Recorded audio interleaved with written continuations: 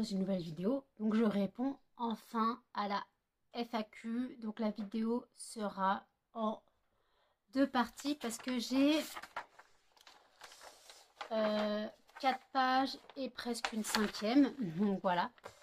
Donc la FAQ, c'est quoi? Pour ceux qui n'ont pas suivi, j'ai ouvert une FAQ début décembre. Vous aviez jusqu'au 31 décembre pour poser vos questions. Voilà. Le principe d'une FAQ, c'est une foire aux questions. Donc vous posiez les questions que vous souhaitiez auxquelles je réponde. Et en fait, voilà, tout simplement. Alors j'ai beaucoup de questions de Céline. J'ai beaucoup de questions de Jennifer. Audrey aussi. Donc voilà. Donc Céline, alors vous aurez le screen. Attendez, je me décale. Hop. Vous aurez le screen des questions si j'ai les screens. Parce que des fois on m'a posé des questions via Facebook, via Instagram et en vocal. Donc j'ai pas les screens.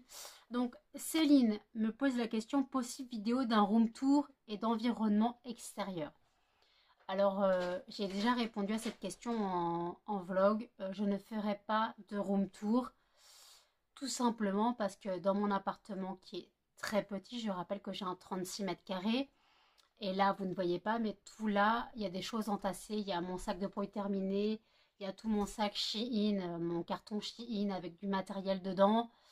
L'autre côté, il y a des cartons. Il y a il y a des boîtes avec des tablettes de fondant. Il y a un carton avec les boules de glace. Il y a aussi des boîtes avec les poudres parfumées pour aspirateur, tout ça, tout ça, tout ça.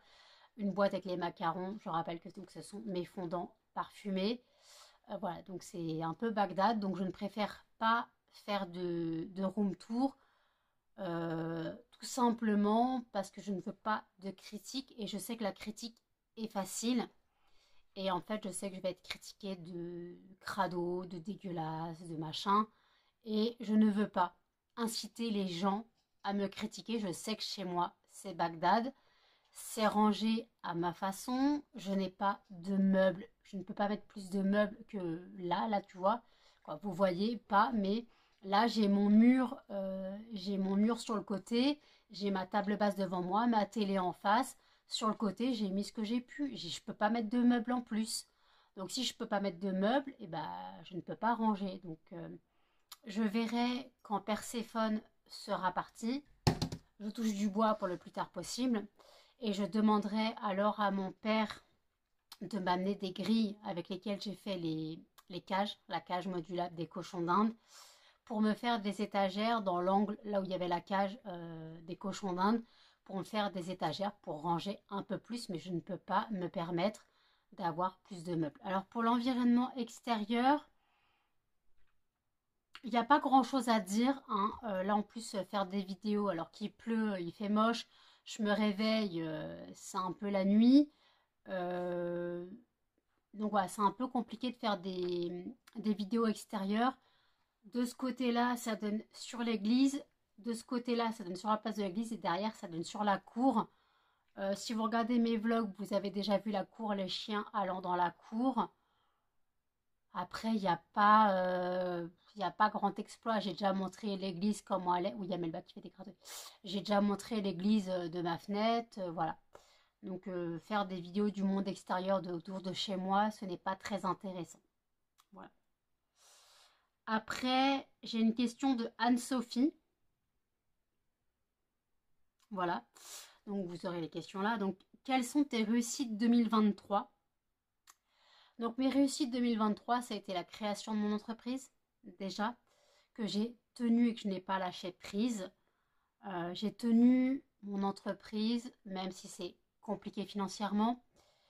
C'est compliqué financièrement pour moi parce que je ne sais pas gérer mon budget. Tata Sandra m'aide depuis la fin de l'année. D'ailleurs, grâce à elle, j'ai arrêté de faire l'autruche. Donc, c'est aussi une réussite 2023. Arrêter de faire l'autruche sur mes factures. Voilà, et payer mes factures en temps et en heure. Et me prendre en main. Donc, mes réussites 2023, voilà. À part mon entreprise, et aussi que j'ai réussi à faire 2 expos ventes, quoi. Du moins, j'ai fait une expo vente pour mon entreprise, excusez-moi, en septembre. Et j'ai fait le marché de Noël un week-end en décembre. Donc ce sont des réussites dues à mes maladies. Attendez, j'ai un truc dans l'œil. Dues à mes maladies, c'est une réussite très importante. J'ai franchi un cap. Voilà. Et après mes réussites 2023, il y a aussi les nouvelles amitiés que j'ai créées, surtout fin de l'année. Bon, il y a Jennifer, donc Tati Gilberte. Après, il y a Tata Sandra, il y a Audrey et Sonia, il y a Sophie. Il y a Céline avec qui on ne parle pas beaucoup, mais je sais que si je voulais vraiment lui parler, elle serait là.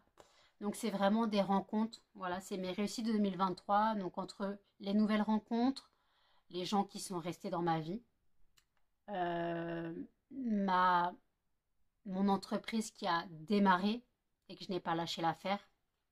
Voilà. Ensuite, euh, qu'est-ce qui pourrait te rendre heureuse en 2024? En 2024, qu'est-ce qui pourrait me rendre heureuse? C'est que mon entreprise fonctionne vraiment. Je rappelle que mon but, c'est d'en vivre. Mon but, c'est de vivre de mon entreprise et de me sortir de mes maladies. Voilà, c'est ça qui pourrait me rendre heureuse. Je ne souhaite pas amour, gloire et beauté, hein. Je n'en suis pas là. Je ne souhaite pas ça en rien du tout, plutôt que mon entreprise réussisse. Et comment qualifierais-tu tes rapports familiaux? Je dirais avec mes parents très bien et avec mes sœurs mitigées. Voilà. Ça peut être très tendu, comme parfois on peut très bien s'entendre, mais ça peut être très tendu aussi. Je me suis pris beaucoup de critiques en 2 ans. J'ai eu beaucoup de soucis avec deux de mes sœurs en 2 ans. Maintenant, il y en a une, ça s'est arrangé. L'autre, on se parle pas. Voilà. Euh, donc voilà. Donc pour moi, c'est un peu mitigé avec mes sœurs, mais avec mes parents, ça se passe très bien. Donc pour moi, c'est le plus important. Et après, mes sœurs, de toute façon, si elles ont besoin de moi, je serai là pour elles, même si c'est moi la plus jeune, je serai là pour elles. Donc je sais que moi, je serai là pour elles. Après, est-ce qu'elles seraient là pour moi? Je ne sais pas. Voilà pour les rapports familiaux. Ensuite, Céline me repose la question, toi qui aimes les bougies, tu n'aimerais pas te lancer et en faire un jour? J'ai déjà parlé de ça en vlog. Alors tout simplement, c'est très compliqué de faire des bougies parce que ce n'est pas le même matériel que pour faire les fondants. Déjà, pour faire les bougies, il faut du matériel spécifique, il faut de la cire différente des fondants. Voilà. Ça demande énormément de fragrance. Ça demande énormément de matériel parce que si je fais les bougies, ça serait en général les nouvelles bougies, là, les bougies gourmandes avec la chantilly, tout ça, vous savez. Donc ça veut dire investir dans un batteur électrique, investir dans des saladiers cul de poule en inox, investir dans des poches à douille, investir dans des bocaux. Donc voilà, c'est vraiment très cher à la fabrication et je ne suis pas apte à faire ça. Je vais rester dans les fondants. Je vais rester dans les fondants et peut-être que 2024, il y aura une nouveauté. Pour l'instant, je suis encore en réflexion. Voilà. Alors, euh, Manon m'a demandé via Facebook. Alors, je ne sais pas si j'ai le screen ou pas, mais c'est pas grave. Qu'as-tu commandé pour Noël? Alors, à Noël, j'avais commandé 2 livres. Donc, j'ai eu 2 livres. Donc, j'ai eu le Luxe de Maxime Chatham et le Harry Potter, le tome 6 de la version La Maison Poufsouffle. Et j'avais aussi demandé des... Normalement, j'avais demandé le pot baume à lèvres Nuxe, mais de la nouvelle gamme citron meringué. Ma mère n'a pas trouvé le pot, donc elle m'a pris 2 sticks lèvres de la gamme citron meringué de Nuxe. Donc ça, c'est ce que j'avais demandé. Et en cadeau, en supplémentaire, j'ai une carte écrite par ma mère qui vaut tous les cadeaux du monde. Voilà, une carte où ma mère m'écrit tout ce qu'elle ressent. Donc je vous dis, ça vaut tous les cadeaux du monde quand ta mère t'offre ce genre de choses. Et après, elle a offert un cadeau surprise à tout le monde. Elle nous a offert une carte cadeau Amazon. Le montant, je ne l'ai plus. Je ne l'ai pas encore utilisé, donc je verrai. Après, fais-tu un repas en famille? Donc oui, j'ai fait un repas en famille. Alors le 24, on était notre famille, notre côté. Et le 25, on avait un oncle et une tante qui étaient là aussi. Donc voilà. Donc ouais, voilà. Donc alors le 24 et le 25, il n'y avait pas ma nièce, elle était chez son père. Elle est revenue le 25 au soir. Mais sinon, voilà, il y avait ma soeur de Vendée et moi et ma nièce, donc sa fille. Puis il y avait ma soeur et son mari, ma soeur et son copain, et mon autre soeur et sa fille, voilà, et mes parents. Désolée, j'ai Melba qui fouille. Est-ce que Muffin, Cannelle et Melba sont stérilisés? Muffin est castré. Et Muffin, Cannelle et Melba ne sont pas stérilisés. Et je ne les stériliserai pas. Cannelle va avoir 14 ans. On est d'accord? Cannelle va avoir 14 ans. Et ça coûte très cher la stérilisation chez les femelles. Surtout chez mon... J'allais dire chez mon sweater. Chez mon veto, ça coûte très cher. Il faut compter 400 € pour une femelle. Muffin, je l'ai fait castrer en Vendée et il tape sa mère Ville. Et Muffin, pour la castration et une extraction dentaire, en fait, en gros, il avait des crocs de lait qui ne tombaient pas. Et en gros, pour la castration plus l'extraction des crocs de lait, j'en ai eu pour 191 €. Voilà. Parce que les mâles, c'est moins compliqué à stériliser que les femelles, parce que les mâles, faut juste ouvrir au niveau des croumiettes, comme dirait ma nièce, et les extraire. Les femelles, il faut ouvrir et enlever l'utérus. C'est encore plus compliqué. Donc voilà. Donc je décide de ne pas les faire stériliser. Alors ça a mes risques et périls, je le sais. Bon, Cannelle à 14 ans, je ne vais pas lui imposer cette opération. Melba, pour l'instant, ce n'est pas d'actualité. Et après, je sais qu'il y a toujours les risques de cancer de l'utérus, de grossesse nerveuse et tout. Voilà. Donc pour l'instant, ce n'est pas d'actualité. Sinon, voudrais-tu une portée? Voilà. J'y ai réfléchi. C'est vrai que j'y ai réfléchi. Après le départ de Cannelle, je touche du bois le plus tard possible. Cannelle va avoir 14 ans. Je ne préfère pas penser à ça, mais je me suis habituée à avoir 3 chiens. C'est vrai.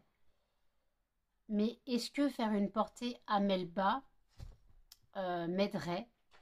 Parce que si Cannelle, imaginons, part dans 2-3 ans, peut-être pas jusqu'à 17 ans quand même, bon, si elle part dans 2 ans, on va dire jusqu'à 16 ans, Melba aura 4 ans.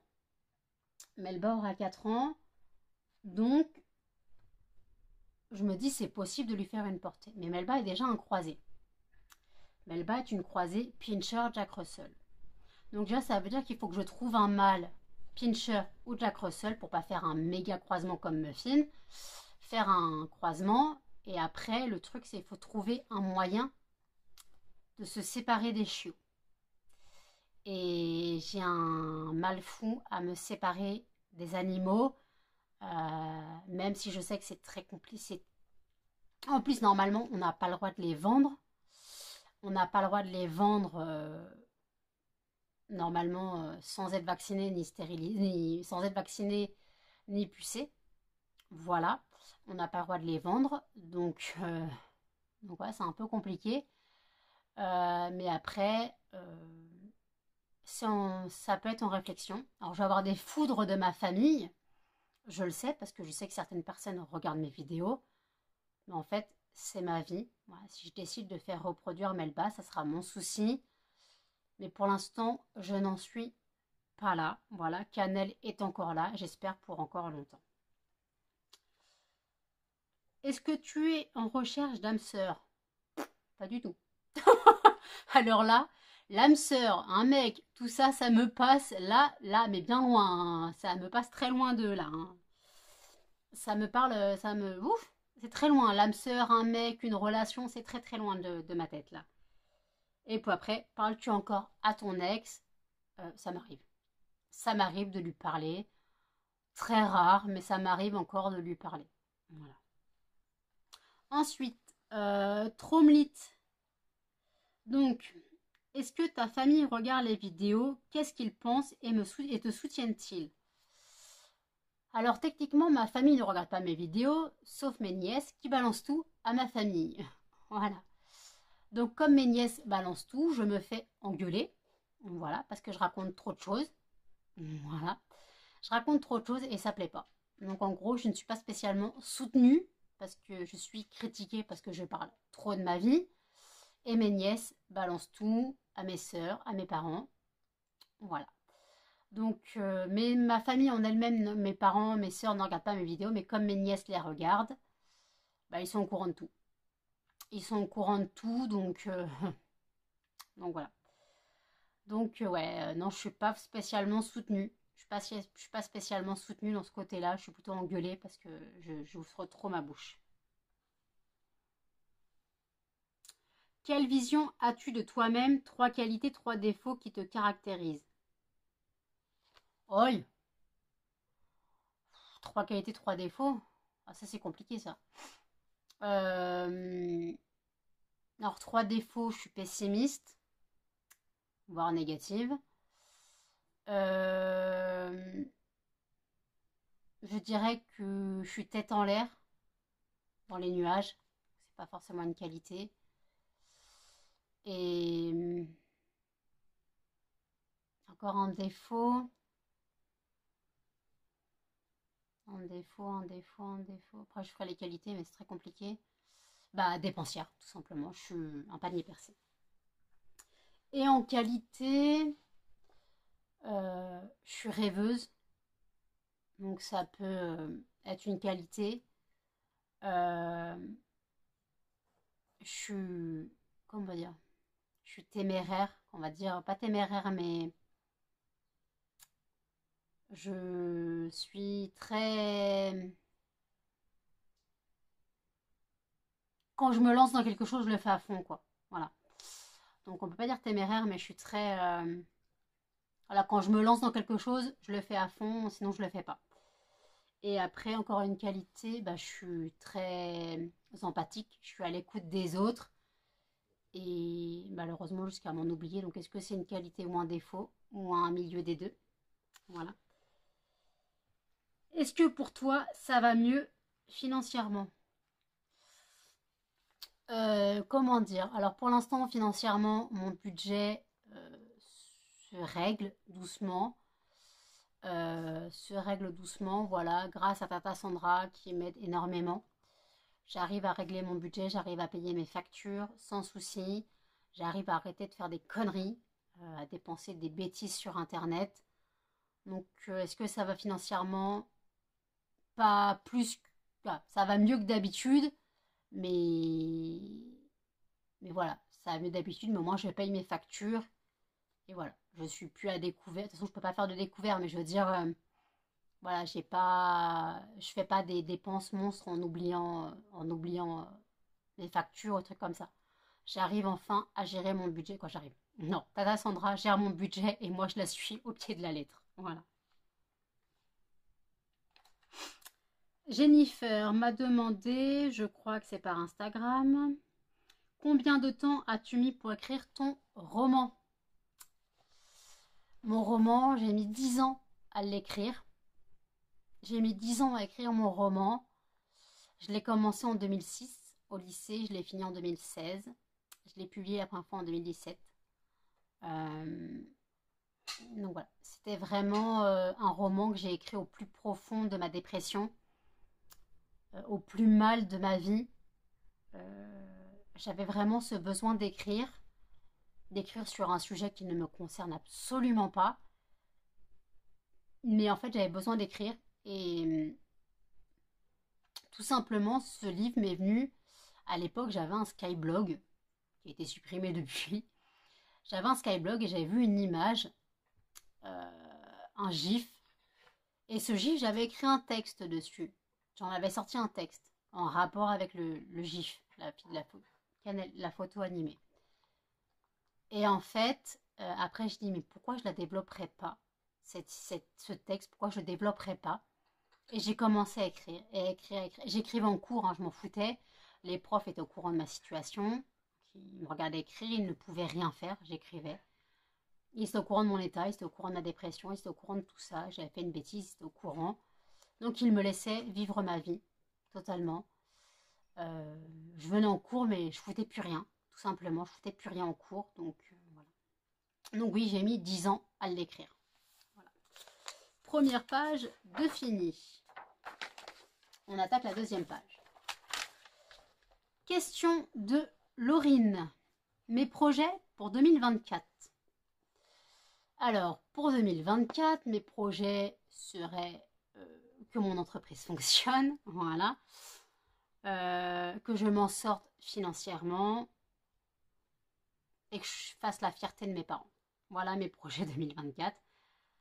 L'âge de tes chiens. Cannelle aura 14 ans le 14 février 2024. Muffin aura 5 ans le 23 septembre. Et Melba aura 2 ans le 17 juillet. Voilà. Mes passions. Mes passions sont mon travail déjà, tout simplement. Donc les bougies, le monde de la bougie, c'est une de mes passions. La lecture, qui est aussi une autre de mes passions. YouTube, faire mes vlogs, c'est une passion aussi. Voilà. À part la lecture, je n'écris plus malheureusement, donc je ne peux plus dire l'écriture, mais la lecture qui m'aide à m'évader, mes vlogs qui m'aident à parler, qui sont un genre de thérapie, et mes passions, bah, mon travail en fait tout simplement, et les animaux bien sûr. Mais voilà. Combien de fragrances je propose?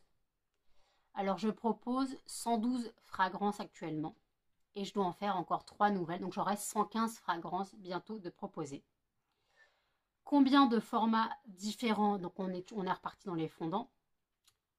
Combien de formats différents je propose? Je propose le format classique, le format macaron, le format boule de glace, le format tablette, le format clamshell.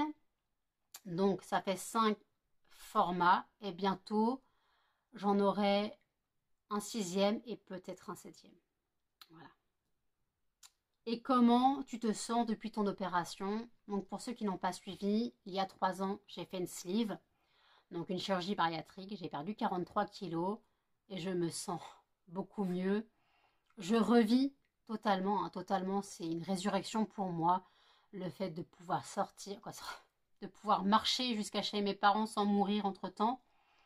Parce que quand tu fais plus de 108 kilos, quand j'allais chez mes parents qui sont à 500 mètres de chez moi, hein, je faisais 3 arrêts cardiaques, j'arrivais chez mes parents, mes jambes me lâchaient, je tombais. J'étais en hypoglycémie totale. Maintenant, en 5-6 minutes, je suis chez mes parents, en prenant mon temps. Des fois, je vous prends en vlog, en allant chez mes parents, en revenant de chez mes parents. Et vous voyez que je suis normale. Pour ceux qui ont suivi mon ovulation, putain, mon évolution, vous avez vu que c'est différent. Je ne salive plus comme avant. Avant, j'avais une hypersalivation. Je l'ai encore un petit peu, mais beaucoup moins. Un petit Dixit, hein. J'avais une hypersalivation. Parler m'essoufflait. Marcher dans mon appartement m'essoufflait. Je pouvais rien faire, hein. Je pouvais totalement rien faire. Me doucher, c'était l'enfer. Mettre des chaussettes et un soutien-gorge, c'était l'enfer. Et maintenant, bah, je revis tout simplement. Après, là, j'ai des questions de Élise. Donc, c'est Poirier Élise, son pseudo. Quelles sont les histoires de tes chiens? D'où viennent-ils? Alors, Cannelle, je l'ai rencontré entre guillemets en animalerie, tout simplement, en juin 2010. Juin 2010 ou fin mai 2010, je sais plus trop. Je sais, elle est arrivée le 3 juin 2010, mais je sais plus, il s'est écoulé combien de temps entre le fait que je l'ai vue et le fait que mes parents soient décédés. Je crois qu'il s'est écoulé 2 jours. Donc peut-être, ouais, le 1er juin 2010, en fait, avant, avec mes parents, avec mon père, on adorait aller en animalerie. C'était notre dada, on allait en animalerie, on allait à Truffaut, machin. Et là, en fait, on est allé à Animalis. Et en fait, j'ai vu Cannelle dans sa cage, dans son box. Et ça a été un coup de foudre. J'ai toujours rêvé d'avoir une Spitz, ou une Spitz, depuis que j'ai vu une nounou d'enfer avec Châtaigne. Et là, je vois Cannelle qui me regarde avec des yeux. Tu montes sur l'île, là. Donc j'ai vu Cannelle, sa petite bouille. Je vous mettrai une photo là de comment elle était bébé. Sa petite frimousse. Et en fait, elle m'a regardée. Je l'ai regardée dans les yeux. Elle s'est approchée de la vitre. Elle a mis ses 2 pattes sur la vitre. Elle a commencé à lécher la vitre. À mon avis, chose qu'elle faisait avec tout le monde, hein. Et en fait, moi, je posais ma main sur la vitre, elle léchait ma main à travers la vitre. Et quand je me déplaçais, elle me suivait. Mais ça, tous les chiots le font. Et en fait, mon père m'a sorti littéralement par la peau du cou. Il m'a chopé, la peau du cou. Il m'a viré l'animalerie. Je suis restée qu'un quart d'heure devant le box. Et il me regardait, mon père. Mon père, il me regardait. Il voyait que j'étais love, en fait. Et le soir, à table, j'ai dit à mes parents, je veux un chien, j'en ai vu un, machin. Ma mère, elle me dit non, j'étais en dépression, hein. Ma mère, elle me dit non, t'es malade, tu peux pas, t'arriveras pas à gérer. Et en fait, le soir, j'ai fait des recherches et j'ai fait une lettre contrat. Ce qu'on appelle une lettre contrat chez nous, c'est une lettre avec un contrat qu'on ne suit jamais. Voilà, on fait des contrats, mais on ne les respecte jamais. Et en fait, le 3 juin, je m'en souviendrai parce que c'est le jour où j'ai eu Cannelle, ma mère, elle me dit, on va à l'animalerie. Hein, pourquoi faire? On va réserver ton chien. Donc, il avait le temps de réfléchir. Je regarde cette petite bouille là. Et en fait, on est arrivé à l'animalerie, elle était encore là. Ma mère devait peut-être espérer qu'elle était réservée. On va voir un vendeur et ma mère a fait oui, on aimerait bien réserver la Spitz rousse. Et là, le vendeur il dit mais pourquoi faire? Bah, pour l'acheter. Oui, non, mais vous n'avez pas besoin de la réserver. Elle a fini sa quarantaine, vous pouvez l'avoir tout de suite. Ah, d'accord. On n'était pas prêt, hein. Et en fait, le vendeur il dit vous voulez la payer en plusieurs fois? Il vous faudra un rib. Ma mère me dit, bah, j'ai pas de rib. Ma soeur, elle me dit, moi, j'en ai un. Donc, ma soeur a payé, ma mère l'a remboursé. Et en fait, le vendeur, il m'a mis Cannelle dans les bras. Je pleurais totalement, j'étais en larmes, hein. Et Cannelle léchait mes larmes, comme si elle se souvenait de moi, en fait, comme si elle se souvenait de moi. Vous l'entendez, elle veut monter sur l'île. Viens, Cannelle, viens sur le canapé avec nous. Viens sur le canapé, Cannelle. Cannelle, viens sur le canapé. Viens, mon chien. Allez, mamie. Allez, allez. Laissez de la place à Cannelle. Voilà, mamie, hop, elle se met sur le canapé avec nous. Laissez-la. Donc voilà. Et après, donc voilà, Cannelle est arrivée donc le 3 juin 2010 à la maison. Le chemin sur la voiture a été mouvementé. Elle m'a vomi dans la main. Voilà. Et puis voilà. Donc Cannelle, son histoire, c'est qu'elle est née le 14 février 2010. Elle est arrivée le 3 juin 2010 à la maison. Voilà son histoire.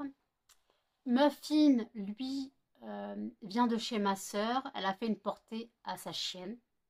J'étais au courant avant de savoir que sa chienne était pleine. Elle m'a dit oui, on essaye de faire une portée. Donc on essaye de faire une portée, machin. Je sais bah tu sais quoi, si elle est enceinte, tu m'en gardes un. Tu m'en gardes un automatiquement. Et en fait, bah voilà, simplement le 23 septembre 2019, elle me dit ouais, le travail a commencé, les petits arrivent. Elle m'a dit de choisir. J'ai choisi Muffin. Il a dit que moi je voulais un noir et feu. De toute façon, il y avait 2 noirs et feu et 2 beige et quoi, 2 marron et blanc. Voilà. Moi j'ai pris donc Muffin. Et elle me dit par contre, c'est que des mâles. Je dis bah tant pis, je le ferai castrer, hein, écoute. C'est que des mâles. Elle espérait elle aussi avoir une femelle pour la garder. Au final, la chienne a fait 4 chiots, 4 mâles. Donc voilà, Muffin vient de chez ma sœur, tout simplement. Et Melba, son histoire, c'est plus compliqué. Année 2022, j'ai passé un été de merde avec ma famille, tout simplement, à m'en prendre plein la tronche, mais totalement par mes sœurs, et par mon père qui en avait marre que bah, je réponde et que je m'engueule avec tout le monde. Et en fait, j'avais dans l'idée déjà de prendre un 3e chien. Et là, ça m'a cantonné dans mon idée de prendre un 3e chien. Donc j'ai fait des recherches. J'ai eu plusieurs arnaques. J'ai fait des recherches. Et je suis tombée sur Melba. Tout simplement sur Le Bon Coin. Voilà. Donc, achat sous le manteau, totalement pas vacciné, pas pucé, rien.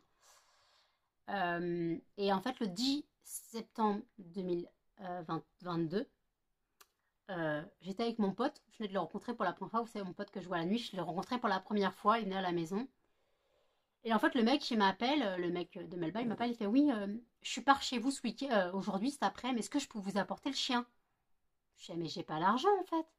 Je sais pas si je pourrais tirer l'argent, puis j'ai rien pour elle. Est-ce que vous avez des croquettes à me dépanner et tout? Donc, l'après-midi, il me dit qu'il arrive. Moi, j'ai mon pote qui vient boire le café. Je dis, est-ce que tu pourrais rester avec moi? Je suis pas très en confiance et tout. Elle fait t'inquiète et tout. Le mec arrive. Il sort de sa voiture. Il sort la crevette qui était grande comme ça.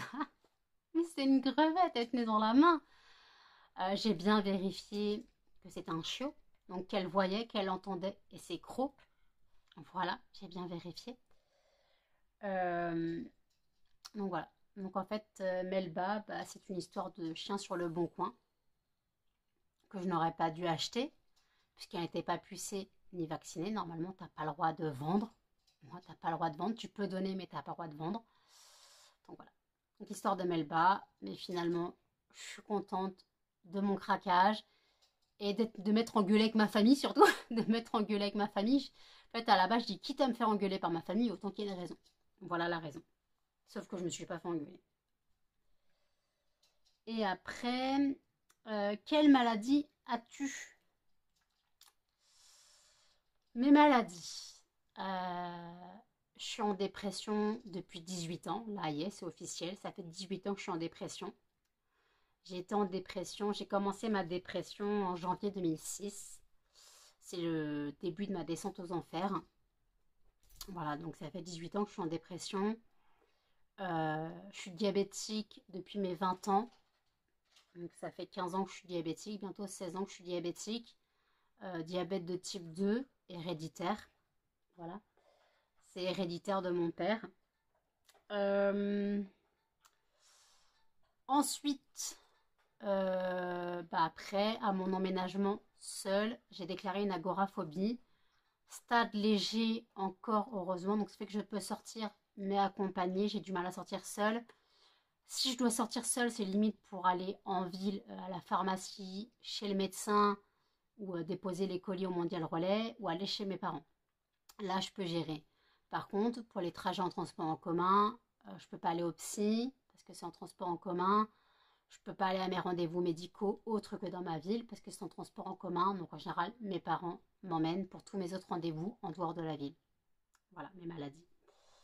Donc diabète, ex-obèse. Oui, l'obésité marche encore parce que j'ai des séquelles au niveau des articulations, hein, le dos, les genoux, les chevilles, tout ça, ça a bien morflé. Après l'agoraphobie, la dépression. Voilà mes maladies. Et après, arrives-tu à vivre de ton entreprise? Le chiffre d'affaires mensuel en moyenne. Alors, je n'arrive pas à vivre de mon entreprise, hein, pas encore, mais c'est mon but. Mon chiffre d'affaires mensuel en moyenne, je dirais entre 100 et 120 euros. Voilà. C'est mon chiffre d'affaires, entre guillemets, mensuel. Donc, je n'en vis clairement pas. Hein, je n'en vis clairement pas. Après, Karine. Si tu n'avais pas ton vécu, comment aurais-tu envisagé ta vie? Métier, vie personnelle. Si j'avais pas mon vécu, comment j'imaginerais ma vie? Alors, vie personnelle, je suppose métro, boulot, dodo, déjà. Mais au final, avoir mon entreprise, c'est quelque chose que j'aurais fini par réaliser, je pense. Je pense que j'aurais fini par le réaliser d'avoir ma propre entreprise. C'est vraiment...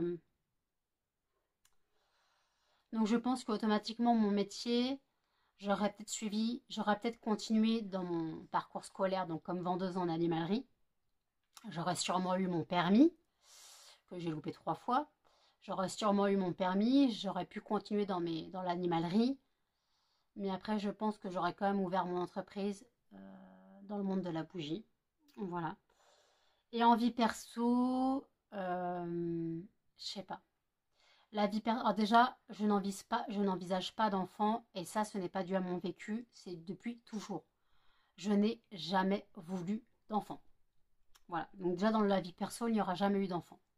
Voilà comment j'aurais envisagé ma vie. Si tu pouvais, aimerais-tu changer de région ou de ville? Non, non, non, je suis très bien chez moi, je suis dans ma ville, je suis très bien, j'y suis née, hein, je suis là depuis ma naissance. Changer de région pour aller dans un endroit que je ne connais pas, sans permis, sans rien, non, non, non, non, non, non.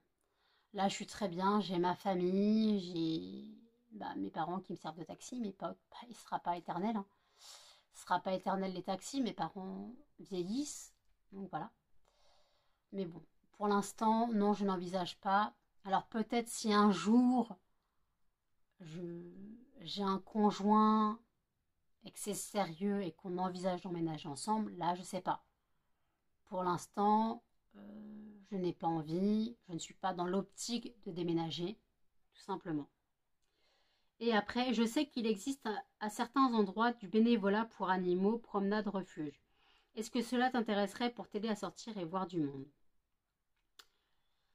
Non, tout simplement non, parce que je ne peux pas sortir de chez moi, et chez moi on n'a pas ça. La SPA la plus proche est à 40 km de chez moi.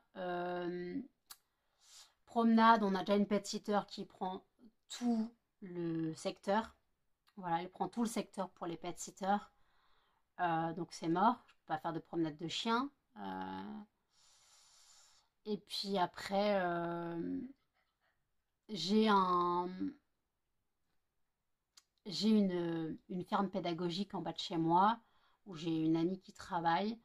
Je pourrais faire du bénévolat sérieusement, mais au final, j'ai déjà essayé.